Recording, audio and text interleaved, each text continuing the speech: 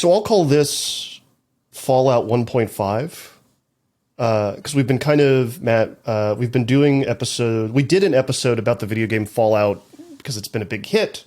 Yeah. And we're going to do another one in the summer with like a DC policy wonk guy that also plays Fallout for some reason and is a nuclear arms expert.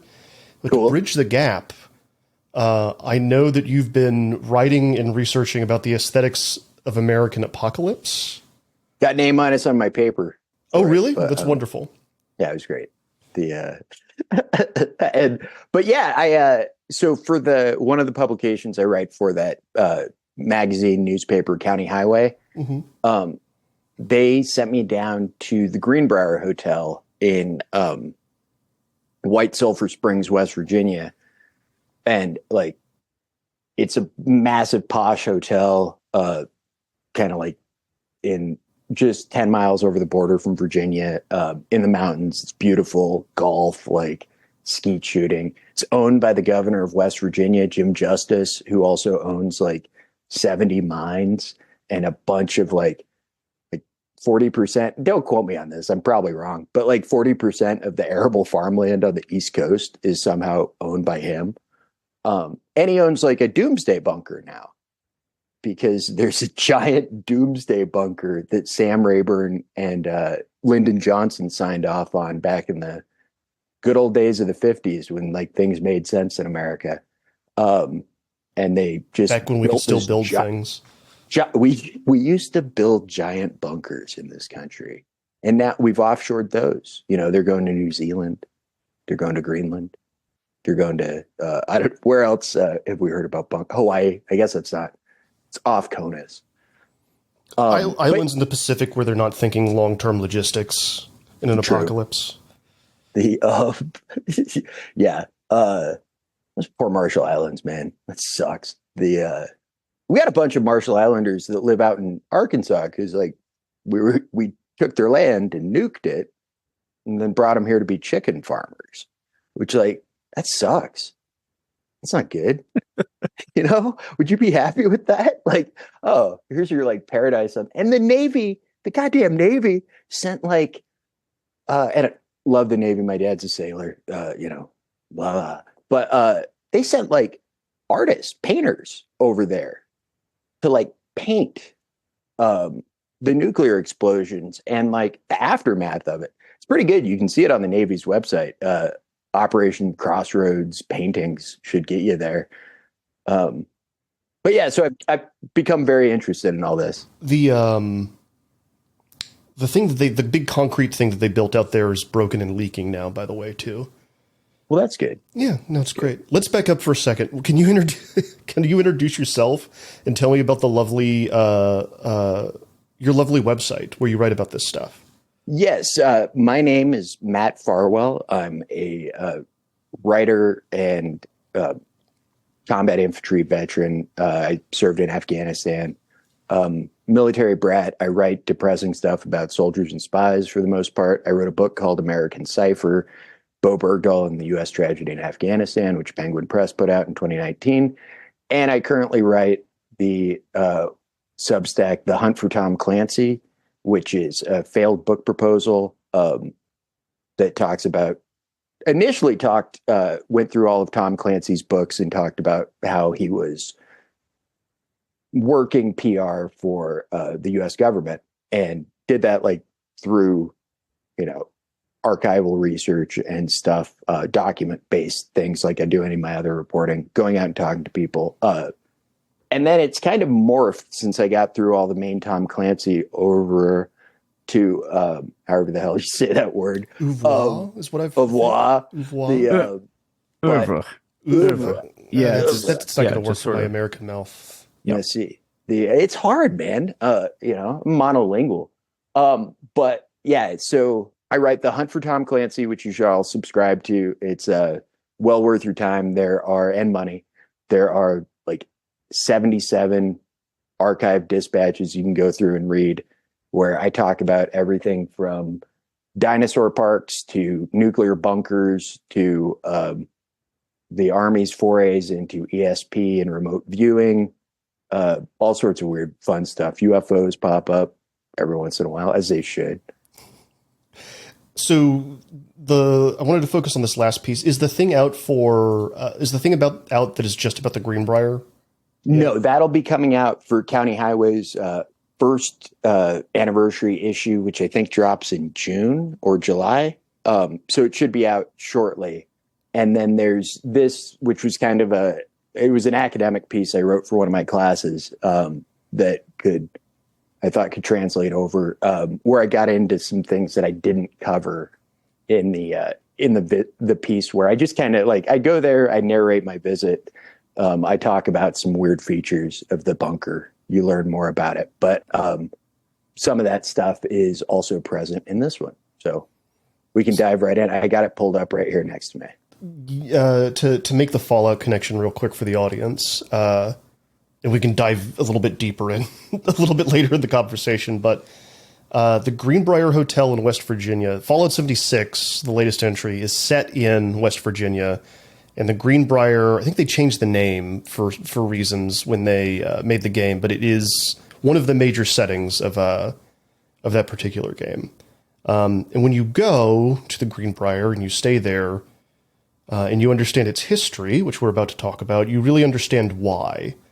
So can you tell me about where this hotel, why is there, I can't, like you said, I can't stress enough how beautiful and empty so much of West Virginia is. And then right there on that border is this magnificent, almost Biltmore-esque hotel. Where did it come from? Well, so the site itself, White Sulphur Springs, West Virginia, was, like a spring site for the indigenous people that were there. And then when the English settlers first arrived, it became like Thomas Jefferson used to go down there, and, they would take the waters because the waters were good for you. And from there, it just kind of built out to be this southern resort complex for basically like the Southern aristocracy. I mean, the whole like American aristocracy, which doesn't exist, but does exist. Well, it's not that far from DC, right? I mean, no, it's a 5-hour train ride for if Congress wants to get on it, which they killed. Congress racked up a body count in 2019 when they were going down to the Greenbrier and their train struck a garbage truck, their congressional train, and killed one garbage man or two sanitation workers, as I believe they like to be called now, and injured another. Everyone on Congress was fine. A couple of them got taken to UVA hospital to like be checked out, but they were all down in the Greenbrier having martinis, that night. But, it's good. They claimed a soul for the legislative branch. So, sorry. Okay, so this thing gets built out. When does the actual hotel get built?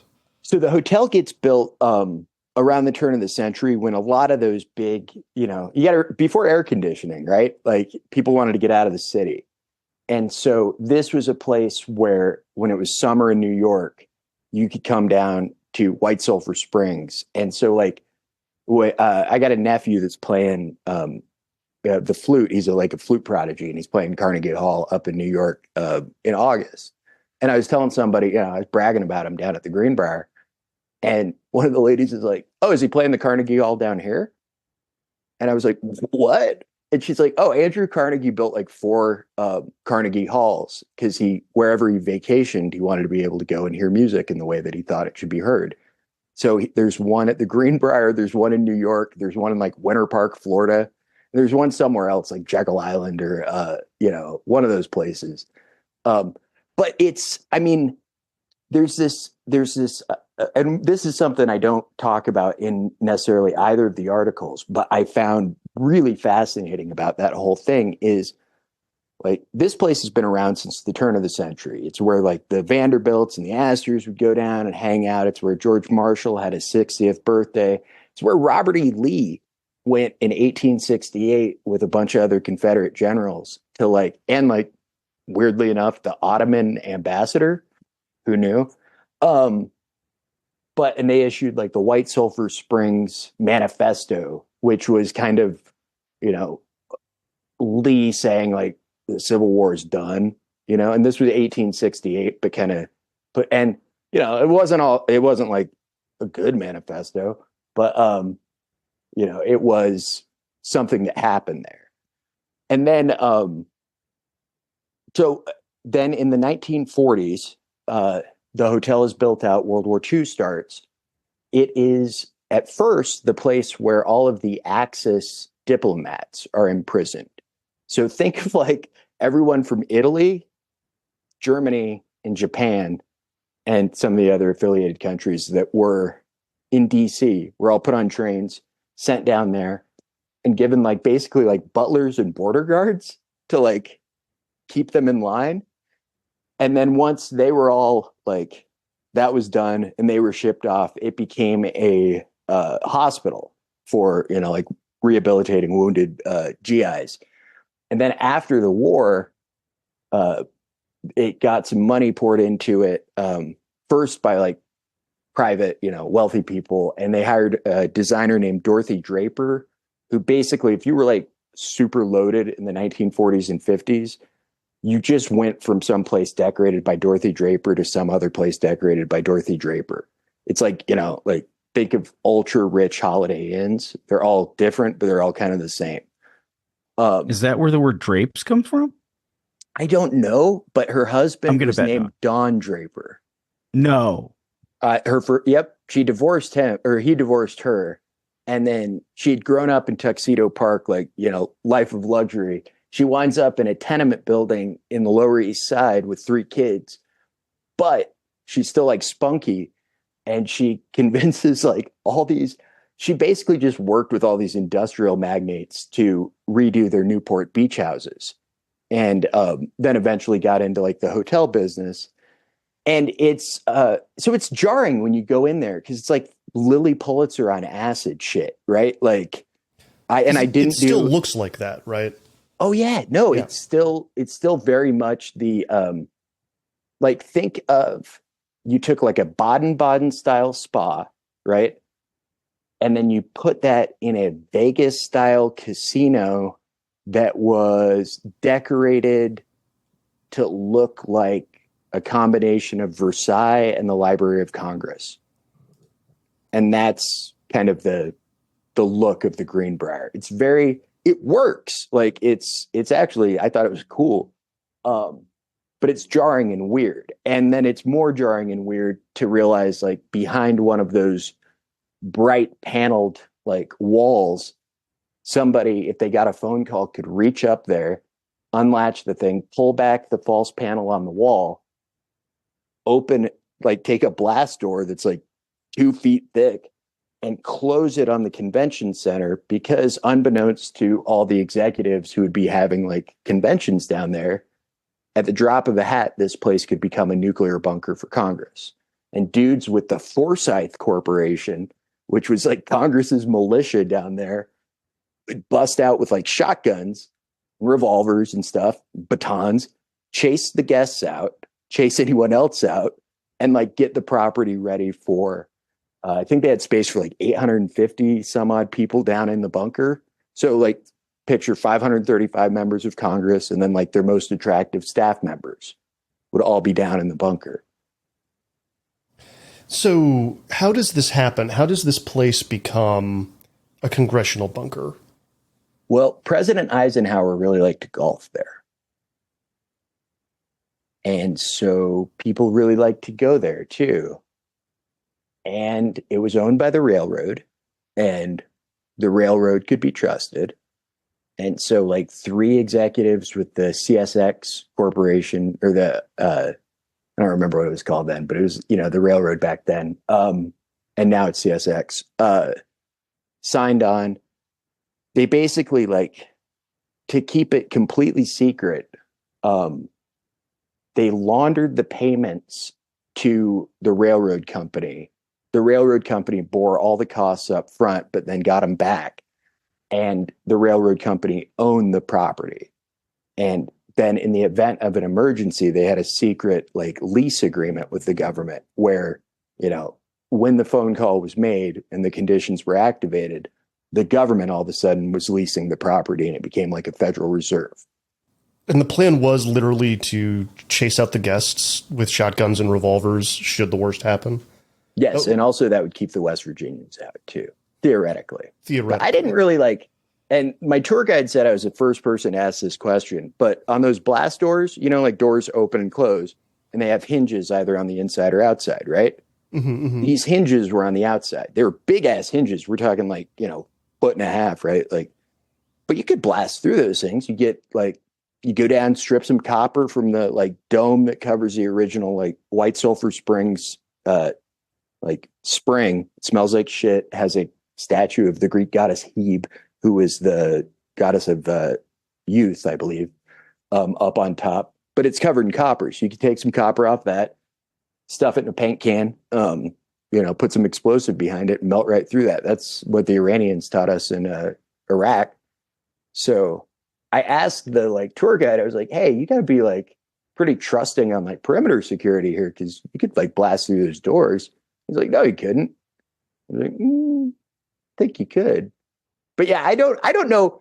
Also, the ridiculousness of this shit. Again, 535 members of Congress, all down in one big open bay style like dormitory with bunk beds. Yep. Did you get to go into the bunker itself? Yeah, parts of it. I think it's still an active bunker. They heavily hinted that it is. That this is just like one more level of cover.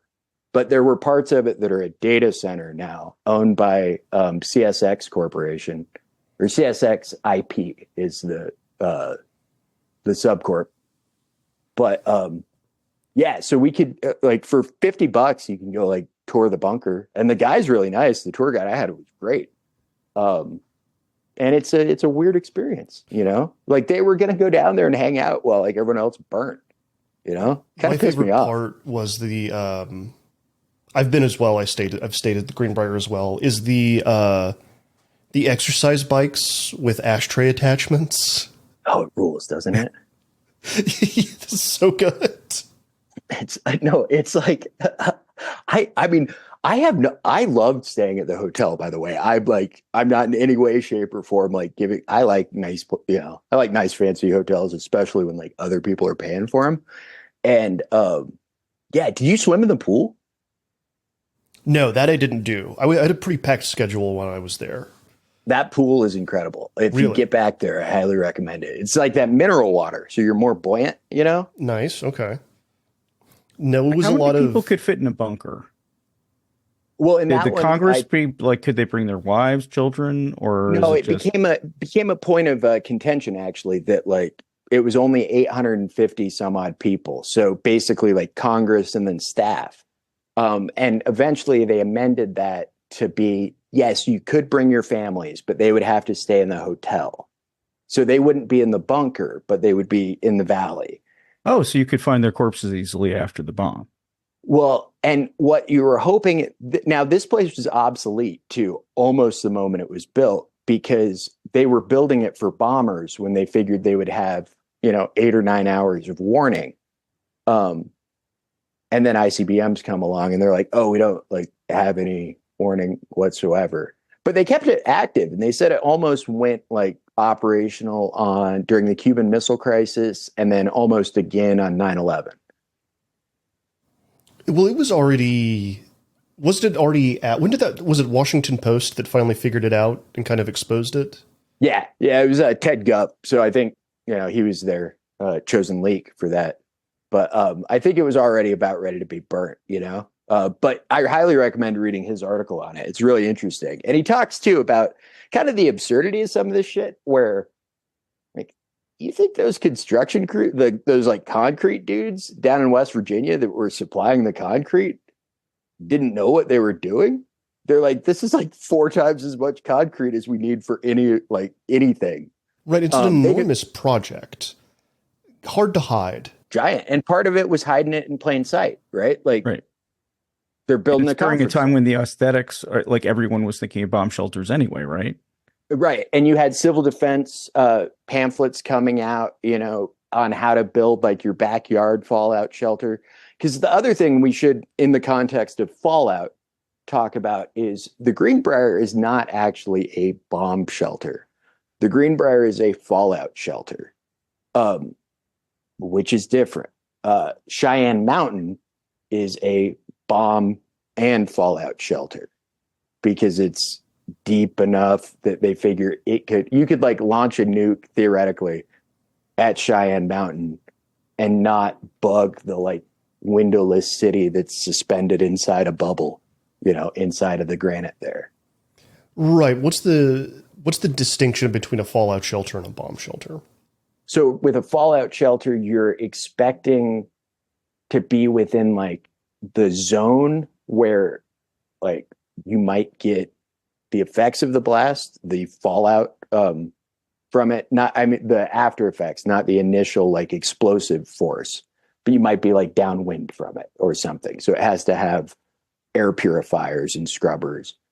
And I don't know, the doors seem so thick, partially to like keep people out as much as to keep bombs out. How did you get in? Because when they took us in, it was like there's like a tunnel outside of the main hotel that is that's the service tunnel. We went out that way. We went in through the like original conference center opening, which is over in I think it's the West Virginia wing. And it's just like you're kind of walking past where some of the movie theater stuff is, and then you come to what would just look like a flat panel wall and another door into a big conference room that's windowless and seems kind of austere. It seems like a hangar. And that's kind of what it is. Right. Is this what you've got the photo of in your piece? Yes. Yeah. Okay. Of the entrance to that, where it's got kind of that yellow pattern thing. And that's just a false panel. Yeah. It's a really great, everyone should go read this piece. It's a really striking photo. Yeah. I think there was, because how many people took that tour with you? Was it just you? No, it was me and about like 9 or 10 other people. Again, they do them like twice a day. You don't have to stay at the hotel to go there. If you're in DC or like Virginia, it's right on the train line. I drove down there, but you could just take the train down there, hang out, and take the train back. Yeah, I think it was because in the context that I was there were so many of us. They were trying to usher through because I was there for a video game release party, essentially. Oh, yeah, yeah. That they ushered like a whole bunch of us through the service tunnel. We're just trying to ram all of us through the whole thing as quickly as possible. So I guess there's maybe the most packed those rooms have been in a while. So it was weird because we did this is like the one place that you're in the bunker itself that there's like an auditorium to seat a bunch of people. Yes. Is the Senate chambers. Where they had like, they're like, yeah, the guys can go get the podiums and stuff like from the back and bring them out here. But otherwise, it just seems like it's like a convention center. Exactly. Isn't that neat? Did you see like the media room too? Where they had two big murals. Like one was of the White House, like in the back, you're like in the back in the Rose Garden. The other one's the Capitol building. Like you're, standing right there. Yeah. Where they would film something in front of it. Yeah. Yeah. And they had like filters to put over the camera. So if they were filming it in like fall, it would look like there were fall leaves. If they were filming it, like this is the kind of shit they were thinking through. It was about, like you say in the piece, it's a continuity of government space, right? It was meant to, and I'm sure like that kind of thing would play much different on a television in the 1950s and 60s than it would now. I mean, I think people would be pretty pissed right now that it's like, hey, you're where? You're at the Greenbrier? Well, just that you would be able to fake a rose garden and fall leaves, right? With that kind of tech.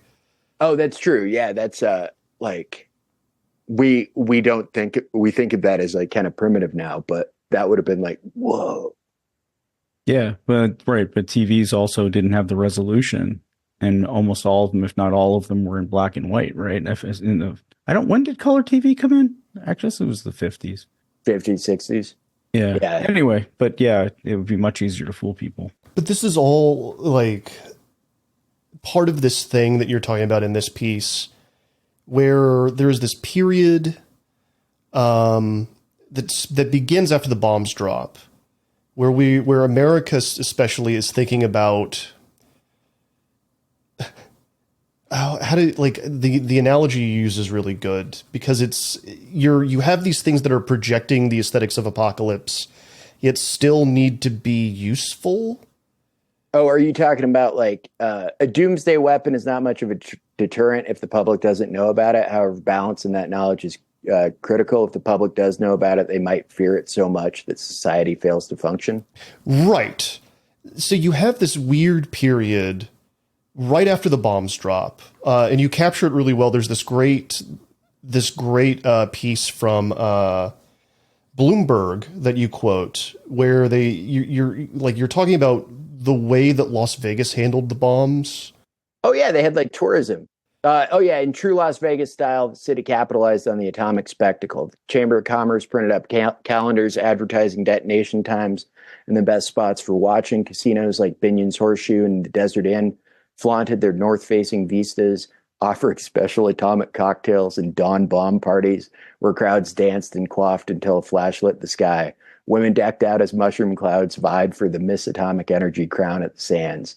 The best thing to happen to Vegas was the atomic bomb, one gambling magnate declared. That's actually true.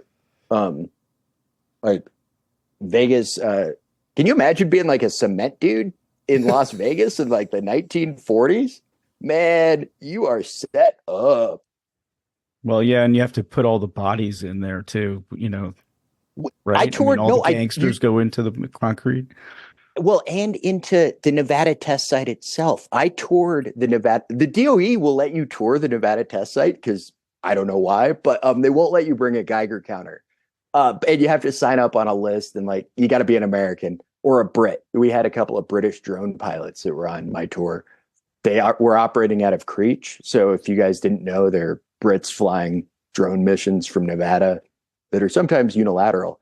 But the tour guy, the guy that was running the like radioactive waste disposal portion of the Nevada test site, which is basically just a big hole where they put Connexes full of like radioactive shit from Oak Ridge offices.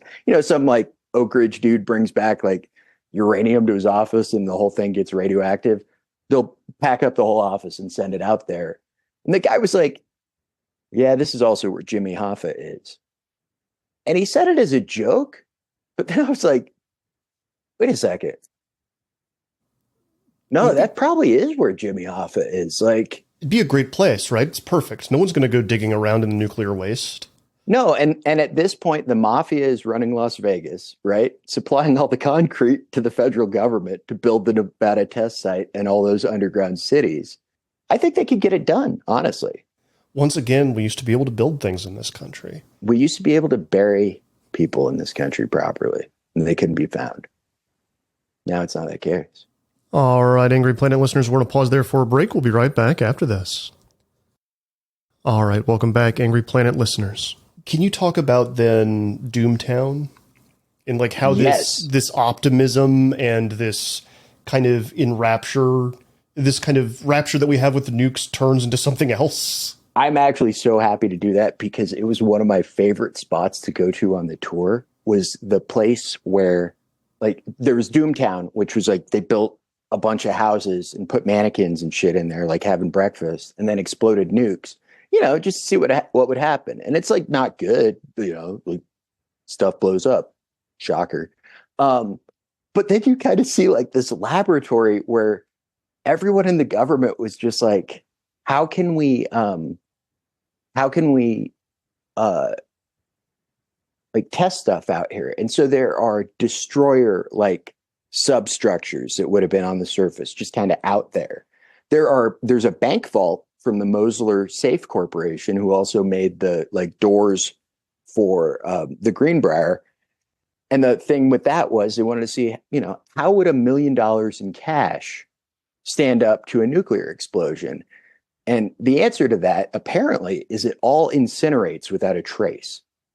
It just all goes away because they did actually do a test where the safe was just fine. It was, knocked off its hinges and everything a little bit, but mysteriously all of the currency inside was just burnt. It was just gone. That was strange. And Meanwhile, some test workers were driving around in Ferraris. My favorite one of these is in 1955. They would just nuke food to see what would happen to it. They'd like position a bunch of beer bottles out on the edge of the test range and then detonate something and then go and see how irradiated the beer was afterwards. See if we would be fine and how deep we needed to go. I mean, they were having fun with it, you know? Like, one of the other things I'm doing at UVA right now is going through the papers that are held in special collections of Frank Wisner, who was the kind of original OSS, Office of Policy Coordination, and CIA, like, covert action guy. And at one point, the Navy, like, and the Atomic Energy Commission invites him out to see a nuke detonation.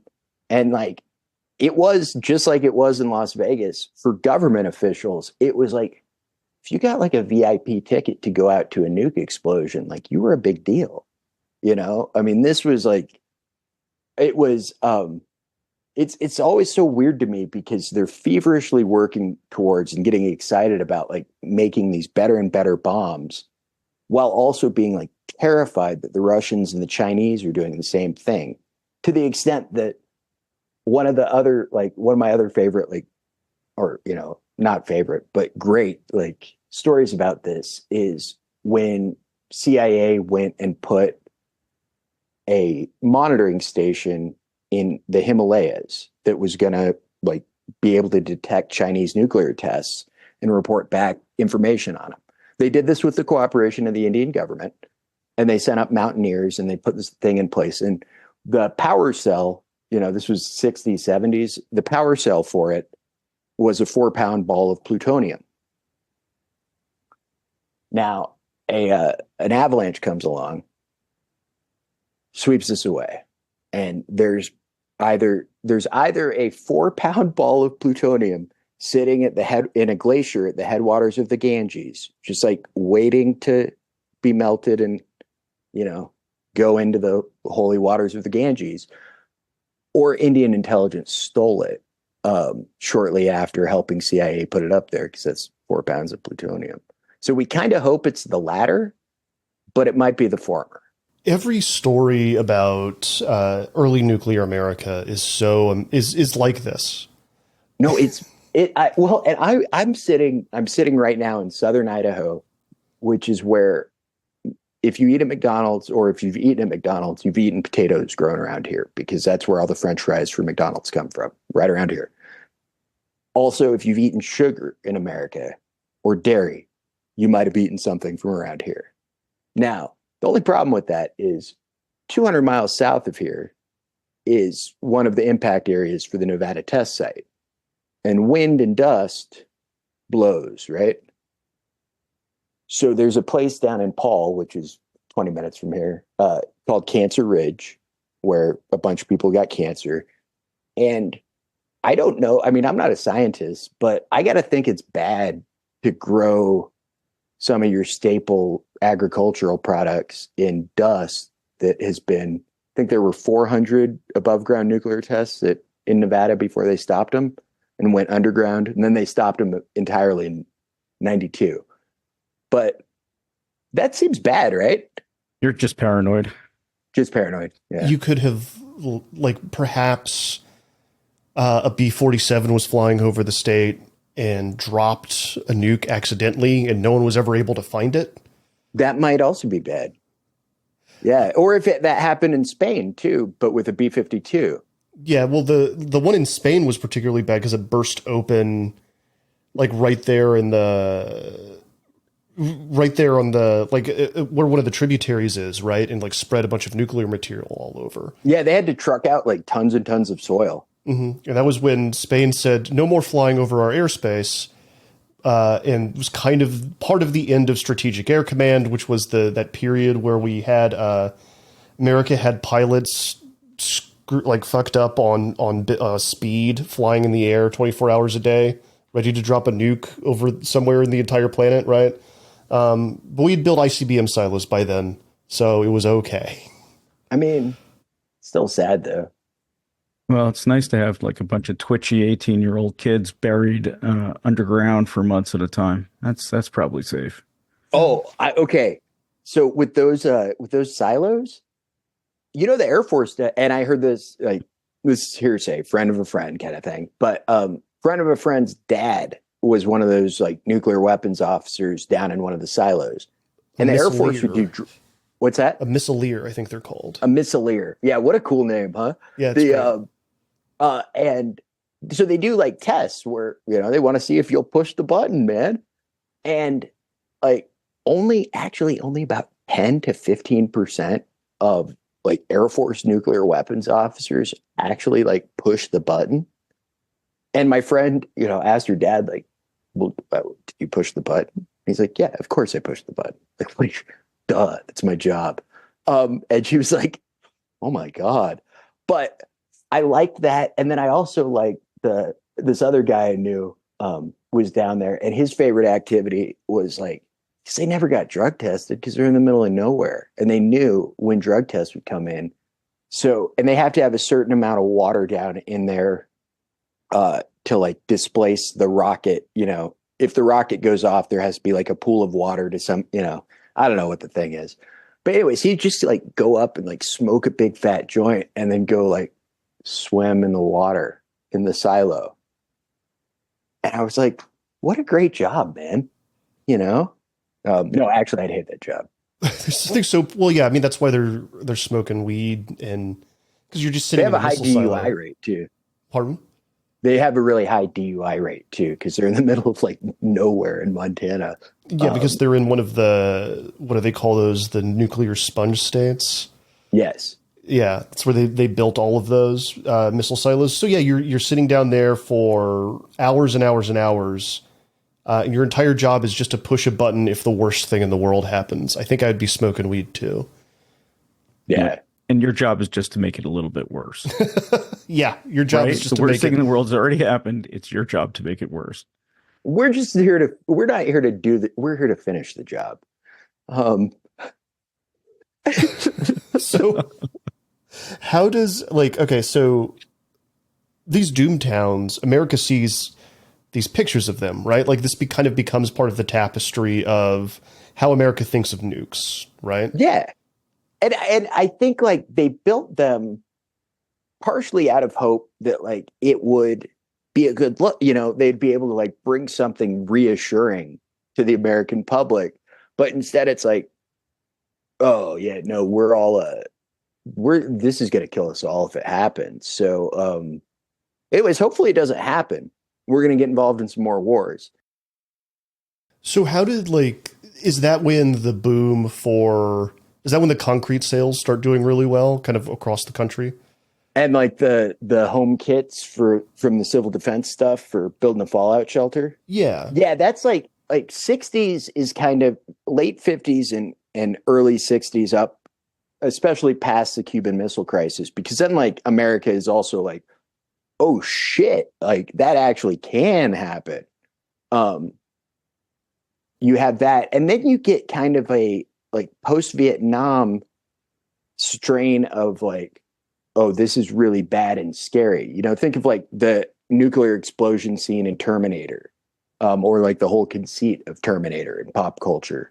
Right. That I actually think that's the deleted scene where she's grabbing onto the. It's funny because whenever we think of Terminator, we'll think of it now when she's grabbing onto the having that chain dream link fence. Yeah. Yeah. And she gets kind of washed away by the nuke. But the Doomtown stuff was like an early version of that, basically, because they were showing these film reels of like the Apple II house. Just yeah. Here's a nice American suburban street, and here it is completely obliterated by this weapon that, oh, by the way, the Russians have now, and they don't like us very much. This is why, Matthew, I just have to say, I think the fact that we keep doing shows about nuclear weapons to try to raise people's consciousness is also the same thing as making people like shut down, even more crazy than they already are.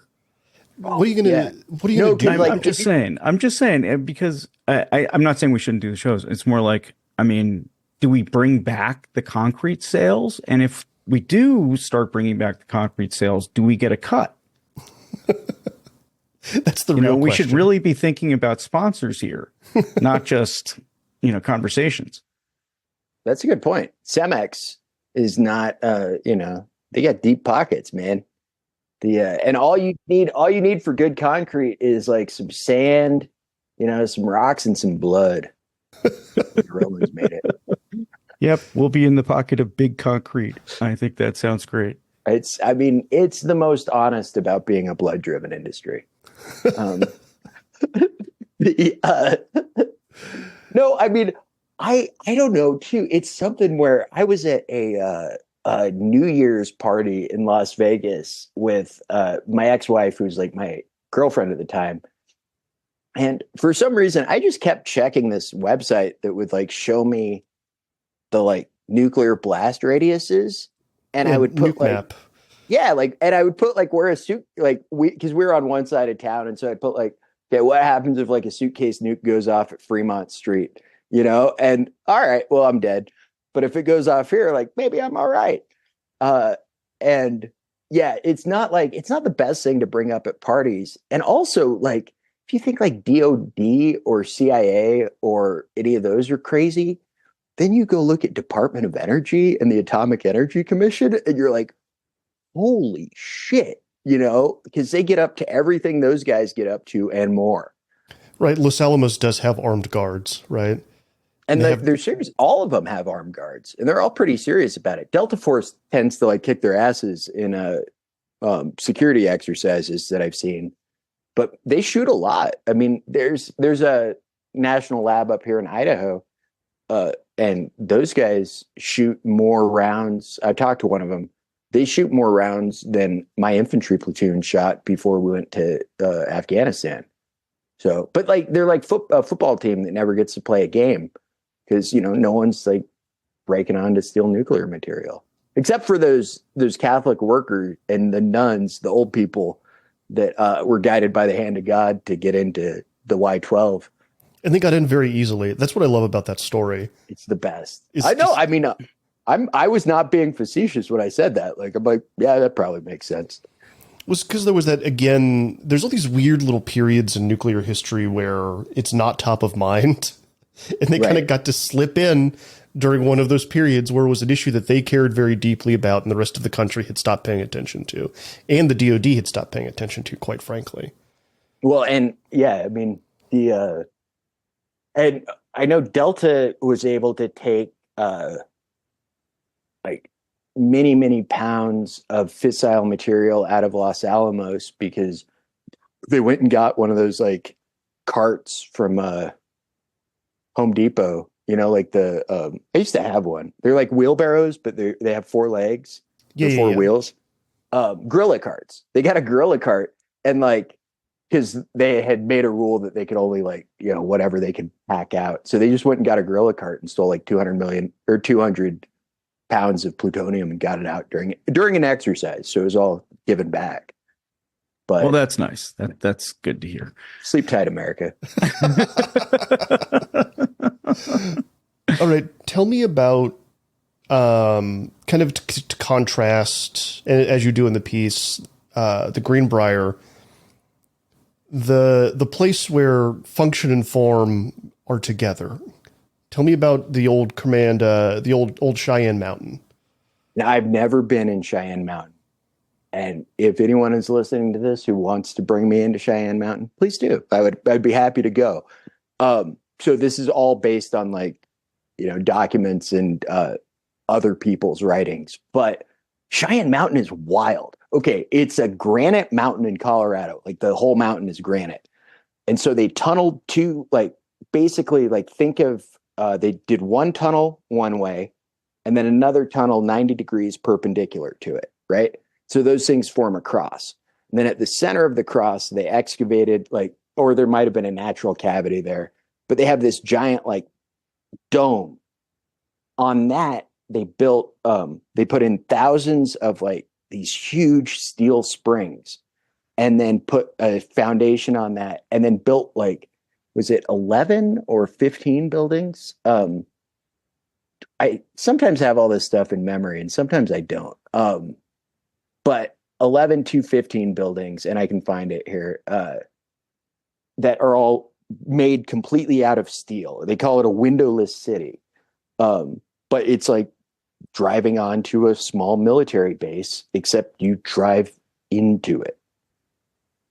And I don't think you actually drive into it. You park in the parking lot and go up and get in the shuttle.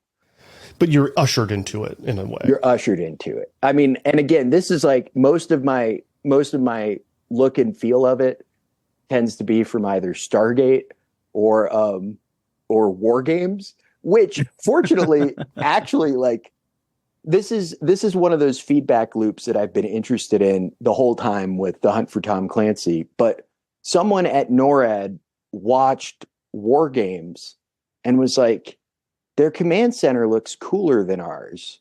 We need one like that. And so they rebuilt the nuclear command center to better reflect what they had seen in a Hollywood rendition of a nuclear command center. It's like Monty Python, where remember the sketch where they wheel in, there's someone, they're doing surgery, and they say, let's get the machine that goes beep. Oh, we have to have the machine that goes beep. And what about the one that goes? Well, that's Meaning of Life, right? I think you're right. I think it's the opening scene from Meaning of Life. Yeah, you've got to have. It's funny the way, and I don't know if this happens in other countries, but it definitely happens in America, where we rush to meet the pop culture we've designed. Yes. Right? You see this a lot with tech companies all the time.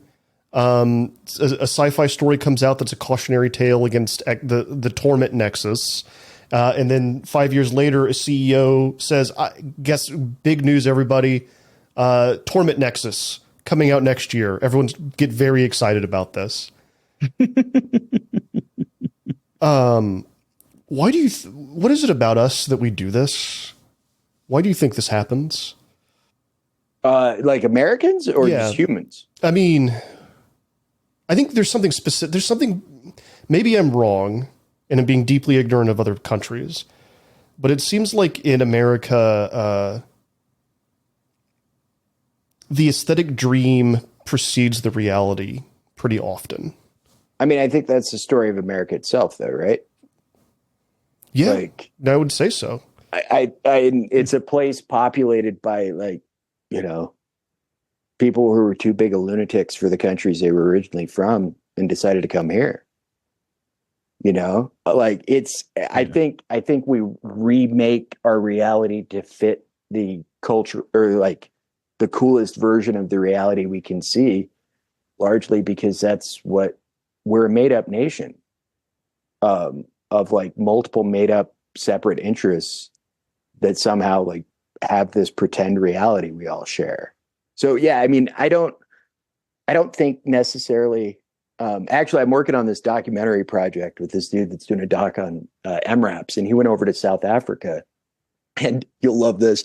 He was talking to a South African mercenary who had like been active using MRAPs in like Rhodesia or, you know, something like that. But he was showing him like pictures of what American police look like now, like the militarization of it. And the guy was like, "Oh, I really like, that's wild to see. Like, I didn't think America was like that. I just really didn't think it was like that." With like, he still had the, you know, your Barney Fife type cop. And I thought that was interesting too, because the police like looking the way they do is an example of that. You know, they see all my cohort that went off to war and got kind of unjustifiably lionized for it for like many years. Because, you know, the wars didn't go very well, and many people in the military, good people, many people in the military are like total dirtbags. And, you know, you got to balance the two out. But for a while in this country, like, if you were an army dude, like, you were super cool. And the police wanted a little bit of that. Oh, I have to jump off, but I'm going to be a total pedant and just point out that Zimbabwe is Rhodesia Rhodesia is now Zimbabwe. A country No, I was formerly saying known that, as but Rhodesia. he was using it Yes. back in. Yeah, Back in the day. Now, back in the day. now I'm clear. We're clear. all right. Okay. And all you right. should be just trying to pedantic avoid about the that. letters. Just trying to avoid the emails. And Botswana. I had a roommate All from right. Botswana. He's awesome. Hey, Matt, so good to meet you. I'm Nice to sorry meet I you can't too, stay man. on longer, but Yeah. bye. Have a good one. The MRAP, I think, is that's a really good example, because it wasn't just that the DoD was kind of pushing this dream forward, or like it wasn't even the DoD like at the head of this thing. It's just the aesthetics of the global war on terror. But the Pentagon then also had a whole bunch of extra stuff that it could sell to a domestic audience, right? Literally like the MRAPs and the gear and all these things that get picked up by local police forces, right? No, I mean, I often think of like just how many times the Army changed its standard combat uniform throughout like those 20 years. And I mean, that made certain textile industries quite a bit of money, and this stuff it's a good way to make a lot of people a lot of money. So speaking of, they don't use Cheyenne Mountain anymore, right? Well, they say they've discovered that the granite that is within Cheyenne Mountain is good at dealing with an electromagnetic pulse, and so it may not be. They were supposed to have moved the whole like NORAD complex to Peterson Air Force Base, but now there's a bunch of computers down in there, and they said it's last I read was like Raytheon's doing a $700 million upgrade to the site, which was 70% occupied by Air Force classified operations. So who knows? That could be the alien cloning facility. We don't know. Well, if it ends up being the alien cloning facility, will you come back onto... Well, actually, you know what? Let's get into this a little bit right here at the end if we can. What's the deal with all the UFO stuff that's going on right now? Yeah, so I wrote another thing about this because I've been interested in the UFOs for I don't know, like for a while. They're interesting, but professionally interested since like it was kind of socially acceptable to become professionally interested, and they wouldn't like think you were. I mean, they think I'm a total nut, anyways, but I still am able to get work. But if you weren't able to like. It was kind of a bridge too far to get in, but like I watched the X-Files. I like the X-Files. The more I've gotten into it, the more it seems like the UFO community and the larger UFO discussion writ large is kind of Trojan horsing a lot of Nazi ideology into 100%. The discourse. And this may sound goofy until you think like Eric von Däniken, who, if you've ever watched Ancient Aliens, was the guy that wrote Chariot of the Gods while he was at Davos, like while he was running a hotel in Davos. So let that activate all your things. But his draft wasn't good enough. So his publisher wanted it rewritten by a ghostwriter. And the ghostwriter they chose was a man named Utz Unterman, who had been Hitler's favorite novelist and had edited like the Nazi newspaper for years.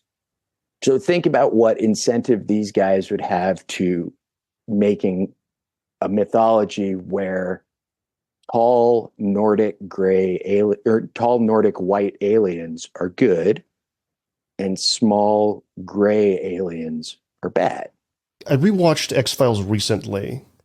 And it is really striking how much of its greater mythology is all pretty closely aligned with stuff that we consider like out of pocket now, right? Like forcing a vaccine on large swaths of the population, essentially what is like interstellar miscegenation. Bunkers in West Virginia that hold DNA of all the humans. Yep. Yeah, you've been tagged and cataloged. Everyone has been. Forced breeding projects and like interstellar miscegenation as a form of staving off extinction, like all that stuff. High-ranking government officials that smoke in buildings. We used to have a country. I mean, you used to, like, when I was in college, you could smoke in the Virginia legislature, like right out there in the anterooms. They had ashtrays built right in. They were cleaning up most of those desks when I went to college. That stuff was verboten by then. We could smoke in our dorm room at UVA in 2002. I had a hookah, and for the first 3 weeks, I just smoked regular tobacco out of it, and then I put weed in it. And the guy across my RA was across the hall, and he'd later go on to be a Navy SEAL. But he couldn't tell the difference between like my weed hookah and my regular hookah, so he just got away with it all semester. That's beautiful. All right, I think that's a good place to end. That's a wrap. With a Navy SEAL being unable to tell the difference between tobacco and marijuana. It's the image I want to leave the audience with. I believe he's living in Texas now. Of course. Many such Navy SEALs doing the same thing. That's where freedom He probably is. knows what weed smells like now, though. I would, Well, he's very Catholic, so he might not actually. well, it depends on what kind of Navy SEAL he was, right? Sure. What kind of businesses he got into on the side, but that's a whole No, other I think he was podcast. probably pretty straight up and down. So he was a very good guy. Okay. Matt, where can people find your work? You can find my Twitter profile is at Hunt Clancy. My website /Substack /thing you can and should subscribe to is The Hunt for Tom Clancy. If you just Google that, it should pop up. You can find my work in major publications throughout America, or you can buy my book or steal it, whatever you want to do. American Cipher, Bo Bergdahl, and the U.S. Tragedy in Afghanistan from Penguin Press 2019. Thank you so much for coming back on to Angry Planet. Thank you for having me, sir.